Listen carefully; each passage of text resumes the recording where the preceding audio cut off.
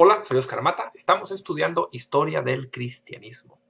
Hoy vamos a ver las persecuciones en el siglo II. En el año 111, Plinio el Joven fue nombrado como gobernador de la región de Bitinia, la costa norte de lo que hoy es Turquía. Recién nombrado, alguien le hizo llegar una acusación anónima contra muchos cristianos. Plinio empezó una investigación descubriendo que había leyes contra los cristianos. Descubrió que había una gran cantidad de cristianos, tantos que los templos paganos estaban abandonados. Plinio hizo traer a los acusados. A los que negaban ser cristianos o que renunciaban a hacerlo, se les liberaba. A los que eran cristianos les pidió que hicieran ofrendas a la estatua del emperador y que maldijeran a Cristo. Los que se negaban a hacerlo eran condenados a morir. Debido a que los cristianos eran muchos, Plinio empezó a investigar las creencias cristianas, llegando a meditar si se les castigaba solo por ser cristianos o si era necesario probarles la comisión de algún crimen. Plinio hizo suspender los procesos y escribió una carta al emperador Trajano. La respuesta del emperador fue que el crimen de los cristianos no era tan grande como para emplear recursos estatales para buscarlos. Sin embargo, si alguien los acusaba y ellos se negaban a renunciar a su fe, que fueran castigados. También le ordenó no recibir acusaciones anónimas. En tal sentido, los cristianos no serían perseguidos, pero si eran acusados, debían ser obligados a adorar a los dioses romanos o, en caso contrario, castigarlos. Esto se convirtió en la práctica generalizada en todo el Imperio Romano, aunque ya había sido empleado antes en otros, como fue el caso de Ignacio de Antioquía, que vimos en la parte anterior. En el año 155 continuaba vigente la política de Trajano respecto a los cristianos. Había un joven llamado Germánico, quien fue condenado a morir. Trataron de convencerlo a renunciar a su fe, que tuviera misericordia de su edad, pero él mismo incitó a las fieras para que lo devorasen. Este acto heroico de Germánico incitó a la multitud, quienes pidieron que murieran los que no creían en sus dioses, y gritaron también que trajeran a Policarpo, el obispo de Esmirna. Policarpo fue capturado y llevado ante el procónsul, quien le pidió que pensara en su avanzada edad y que adorara al emperador. Vea usted qué curioso. Cuando un cristiano era joven, le decían que tuviera misericordia de su edad, que le faltaba mucho por vivir. Pero cuando era anciano, también le decían que tuviera misericordia de su edad para no terminar mal sus días.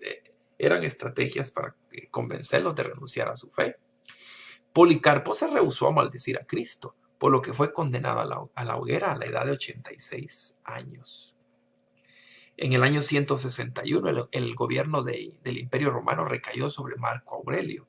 Él pensaba que los cristianos debían ser castigados, no precisamente por sus crímenes, sino por su obstinación a no regirse a las reglas del imperio. Durante su gobierno se continuó con la persecución de los cristianos, ocurriendo varios martirios. De entre los martirios de esa época se encuentran registros de una viuda llamada Felicidad y sus 7 hijos.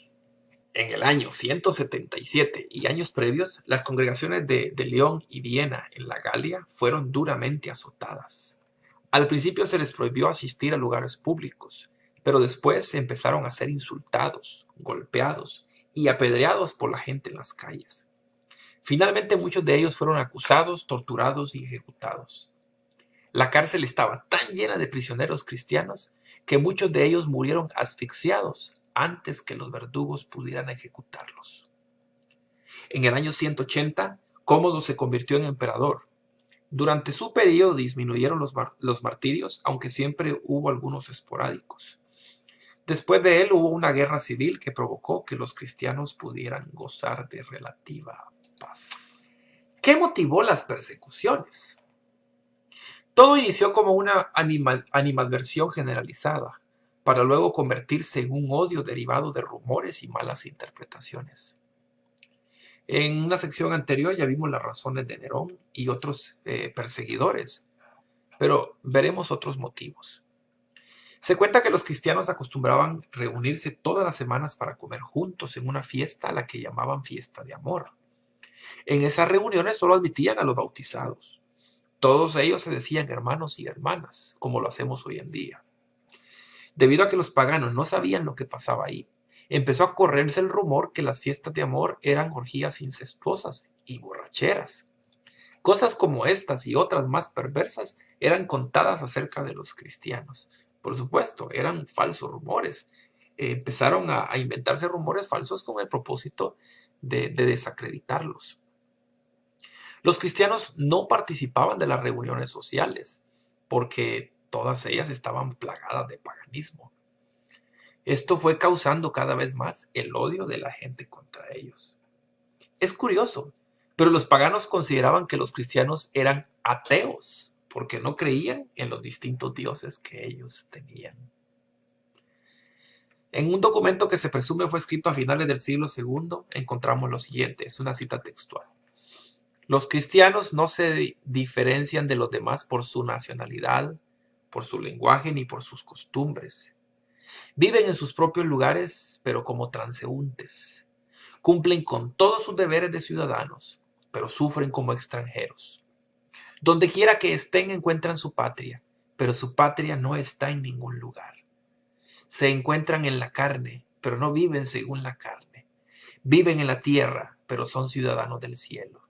Obedecen todas las leyes, pero viven por encima de lo que las leyes requieren. A todos aman, pero todos les persiguen. Es la triste historia de los cristianos. Perseguidos, aún así ellos amaban a sus perseguidores. Así es como culminamos de estudiar acerca de las persecuciones en el siglo II. En la próxima sección o en las próximas secciones estaremos hablando de algunas corrupciones doctrinales del cristianismo que surgieron en el siglo II y también vamos a hablar, en el siguiente vamos a hablar ya de algunos grupos distintos que fueron surgiendo en el siglo II. Soy Oscar Mata, es un gusto estudiar con usted.